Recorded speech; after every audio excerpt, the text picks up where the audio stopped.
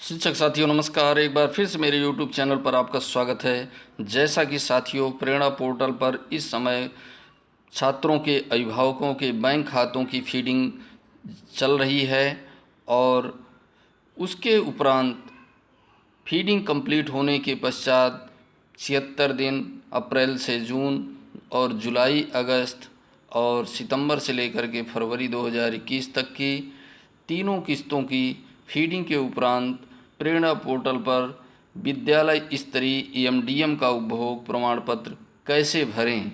यहाँ पर जो 3 किस्तों की आपने कन्वर्जन कास्ट अभिभावकों के बैंक खातों में हस्तांतरित किया है, वो फीडिंग किया है आपने, और 49 दिनों का, इसी प्रकार से 124 दिन का, तो तीनों की फीडिंग के उपरांत जो आपका कन्वर्जन आया, जो खाद्यान्न आया, कुल कितना आपने जो है आवंटित, आपको धनराशि कितनी हुई, कुल कितना खाद्यान्न आवंटित हुआ, यहाँ पर आपको विद्यालय स्तरीय EMDM का उपभोग प्रमाण पत्र ऑनलाइन आपको प्रेरणा पोर्टल पर फीडिंग करना होगा, प्रमाण पत्र भी भरना होगा। और किस प्रकार से आप प्रमाण पत्र भरेंगे, आप मेरे साथ बने रहिएगा और आपको बताया जाएगा किस प्रकार से प्रमाण पत्रों को यहाँ पर फीडिंग करना है। और यदि आप पहली बार आए हुए हैं हमारे इस चैनल पर तो प्लीज़ इस चैनल को सब्सक्राइब कर लीजिए, ताकि इसी प्रकार की इन्फॉर्मेटिव वीडियो आपको एक ही प्लेटफार्म पर उपलब्ध होते रहें। और यदि आप चाहें तो हमारे डिस्क्रिप्शन बॉक्स में हमारे टेलीग्राम ग्रुप का लिंक दिया हुआ है, उस लिंक पर आप चाहें तो जुड़ सकते हैं। साथियों देखते हैं कैसे प्रमाण पत्र भरना है।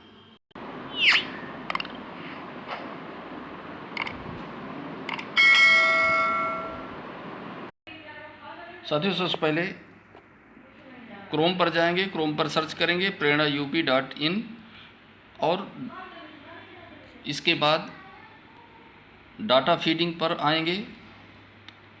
बैंक डाटा अपलोड के बाद टीचर्स लॉगिन के बाद टीचर्स लॉगिन का जो मोबाइल नंबर आप अपना डालेंगे जो रजिस्टर्ड है, उस पर OTP आएगी। OTP के बाद जो है ओपन हो जाएगा। ओपन हो करके ये डैशबोर्ड और विद्यालय स्तरीय उपभोग प्रमाण पत्र और स्टूडेंट रजिस्ट्रेशन के कॉलम लेफ्ट साइड पर आपका शो होने लगेंगे, और राइट साइड पे अप्रैल से जून और जुलाई अगस्त और सितंबर से फरवरी के भी खाद्यान्न और कन्वर्जन की डिटेल्स आपको शो होने लगेगी।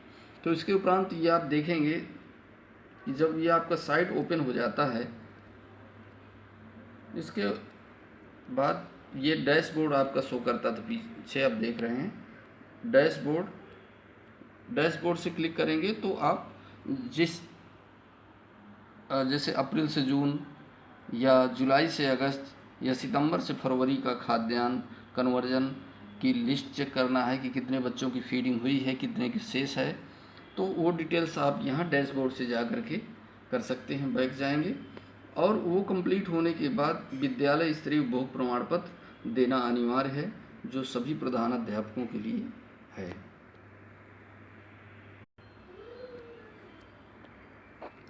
देखते हैं। और यदि रजिस्ट्रेशन में कोई प्रॉब्लम आ रही हो तो रजिस्ट्रेशन के लिए किस प्रकार से रजिस्ट्रेशन करना है, लॉगिन करना है साइट पर, तो आपको डिस्क्रिप्शन बॉक्स में मैं एक वीडियो की लिंक आपको डाल दिया हूँ और उसे आप देख लीजिएगा।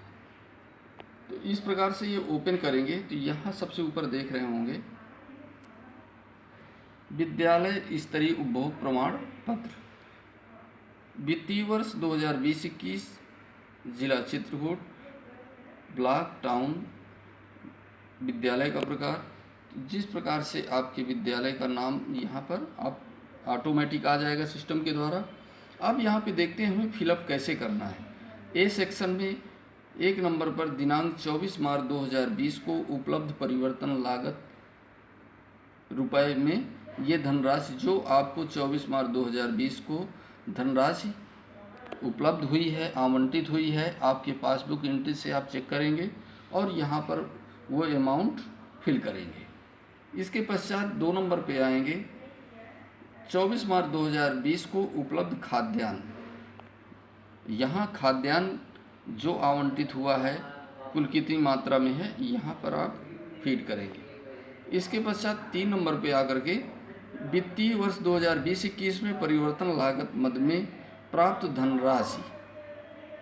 वित्तीय वर्ष 2020-21 में 20-21 में जो आपको परिवर्तन लागत मद की धनराशि प्राप्त हुई है 20-21 सत्र में, तो यहाँ टोटल आप फिल करेंगे। और वित्तीय वर्ष 2020-21 में विद्यालय हेतु आवंटित खाद्यान्न किलोग्राम में जो भी मात्रा आपकी खाद्यान्न आवंटित हुआ 2020-21 का आप देख लेंगे और यहाँ फिलअप करेंगे।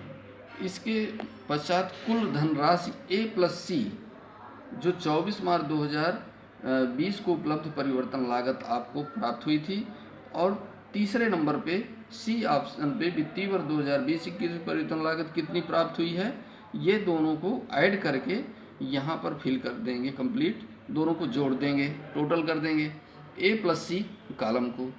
इसके पश्चात देख लीजिए ये बड़े अक्षरों में कुल धनराशि A+C। इसके पश्चात कुल खाद्यान्न B+D। B जो आपको 24 मार्च 2020 को उपलब्ध खाद्यान्न प्राप्त हुआ था, उसकी मात्रा कितनी प्राप्त हुई थी वो यहाँ से लेकर के, और D वित्तीय वर्ष 2020-21 में विद्यालय हेतु आवंटित खाद्यान्न कितना हुआ है उसकी मात्रा ये है। तो B और D कॉलम को दोनों को ऐड करेंगे, जोड़ेंगे और यहाँ पर टोटल खाद्यान्न लिख देंगे। इसके पश्चात लॉकडाउन की अवधि में छात्रों को FSA वितरण की स्थिति। अब जो भी गार्जियंस के अकाउंट में खातों में भेजा गया या खाद्यान्न दी गई है उसकी डिटेल्स यहाँ पर साथियों ध्यान से देखिएगा। ये आपने जो प्रेरणा पोर्टल पर फीडिंग किया है बैंक डिटेल्स की, यहाँ से आपको डिटेल्स कंप्लीट मिल जाएगी। इसके लिए आपको बाहर नहीं खोजना पड़ेगा। ये 76 दिन का अप्रैल से जून बच्चों की संख्या जिन्हें खाते में FSA का वितरण किया गया है। तो जब आप डैशबोर्ड में जाएंगे तो यहाँ पर आपको मिल जाएगा कि 76 दिन का अप्रैल से जून वाला कॉलम जो तीसरे लाइन पे होगा उसको आप क्लिक करिएगा, वहाँ पे टोटल आ जाएगा कि कितने बच्चों को कितना यहाँ आपको वितरित किया गया है। वितरण की गई धनराशि, जो धनराशि वितरित की गई है उन बच्चों को 76 दिनों की कितने बच्चों को, ये धनराशि की कॉलम में यहाँ जीवन में हो जाएगा। वितरित किया गया खाद्यान्न, जो खाद्यान्न होगा गेहूं और चावल दोनों की मात्रा को मिला करके टोटल इस कॉलम में भर देंगे कि कितना वितरण किया गया 76 दिन के टोटल बच्चों को खाद्यान्न। इसके पश्चात साथियों आएंगे 49 दिन के लिए दिवस के लिए जुलाई से अगस्त, और इसमें जुलाई और अगस्त में टोटल कितने बच्चों को हमने कन्वर्जन और खाद्यान्न वितरित किया, तो यहाँ पे टोटल बच्चों की संख्या आ जाएगी। वितरण की गई धनराशि, यहाँ वितरण की गई धनराशि आ जाएगी जो वितरित आपने किया 49 दिनों का अकाउंट में हस्तांतरण किया है विभागों के। फिर वितरित किया गया खाद्यान्न गेहूं और चावल, तो गेहूं और चावल जो दोनों धनराशि 49 दिनों में वितरित किया है तो दोनों की मात्रा को इस कॉलम में भर देंगे S2 में। इसके पश्चात साथियों तीसरा है 124 दिवस सितंबर से 28 फरवरी, सितंबर से 28 फरवरी 124 दिन का, ये उच्च प्राथमिक विद्यालय हेतु है और प्राथमिक के लिए कुछ कॉलम इसमें बढ़ जाएंगे क्योंकि प्राथमिक विद्यालय का उच्च प्राथमिक विद्यालयों के बाद विद्यालय खुले थे 1 मार्च से, और ये आपका जो है ये कॉलम हो जाएगा बच्चों की संख्या जिन्हें खाते में FSA का वितरण किया गया। तो यहाँ 124 दिन का जो भी वितरण आप करेंगे तो ये कितने बच्चों को टोटल आपने यहाँ वितरण किया ये संख्या यहाँ आएगी, और धनराशि कितने बच्चों को दिया वितरण की गई तो ये उसकी संख्या आ जाएगी। ये यहाँ पर अमाउंट आप डालेंगे 124 दिवस के लिए कितने बच्चों को हस्तांतरित विभागों खातों में किया गया, तो G3 कॉलम में भर देंगे। इसके बाद साथियों वितरित किया गया खाद्यान्न गेहूं और चावल दोनों मिला करके कितना 124 दिवस वाले में कॉलम में S3 में यहाँ फिलअप कर देंगे। तो ये स्पष्ट है कि तीनों के अलग अलग कॉलम बने हैं और तीनों की अलग अलग सूचनाएं यहाँ पे दर्ज करनी है। इसके पश्चात साथियों FSA का मतलब है food security allowances. Food security allowances, विद्यालय खुलने के उपरांत MDM वितरण की स्थिति। अब यहाँ पर जो विद्यालय खुले थे उसकी स्थिति के बारे में यहाँ जानकारी देना है।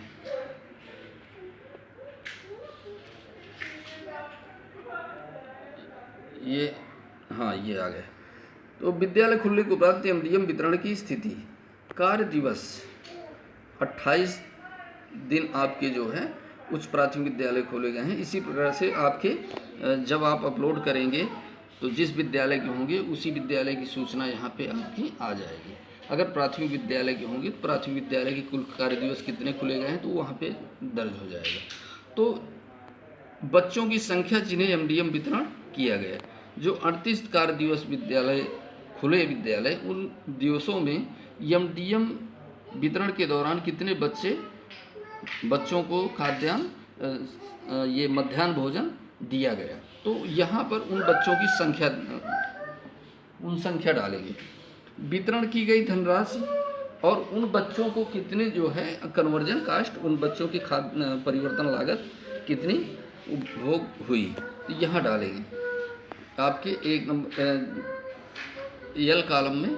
इस प्रकार से J में वितरित किया गया खाद्यान्न गेहूं और चावल दोनों मिलाकर के यहाँ फीड होगा। तो ये स्पष्ट हो गया कि विद्यालय खुलने के पहले का और विद्यालय खुलने के बाद की सूचना यहाँ दर्ज हो गई। बहुत ही आसान है साथियों। और 6 नंबर पे देखिए, दिनांक 31 मार्च 2021 को अवशेष परिवर्तन लागत। अब बात करेंगे कि जो 3 किस्तों में वो पैसा आया 76, 49 और 124 दिन, तो इनको निकालने के बाद अवशेष परिवर्तन लागत कितनी बच रही है, कितनी आवंटित धनराशि हुई आपको, तो यहाँ पर अवशेष धनराशि परिवर्तन लागत की आपको इस कॉलम में 6 नंबर पे डालना है। 7 नंबर पे साथियों, दिनांक 31 मार्च 2021 को अवशेष खाद्यान्न किलोग्राम में, जिस प्रकार से कन्वर्जन हमने नोट किया है उसी तरह से अवशेष खाद्यान्न भी यहाँ पर हमें करना है। इसके पश्चात यहाँ सेव का कॉलम है और यहाँ पर हमने सेव पर क्लिक कर देंगे और हमारा ये प्रमाण पत्र सबमिट हो जाएगा और ये सूचना हमारी दर्ज हो जाएगी। साथियों, यदि ये आपको समझ में आया है तो इसको वीडियो के अंत में लाइक कर दीजिएगा और इसी प्रकार की वीडियो उपलब्ध पाने के लिए आपको नए वीडियो के साथ मिलेंगे। धन्यवाद।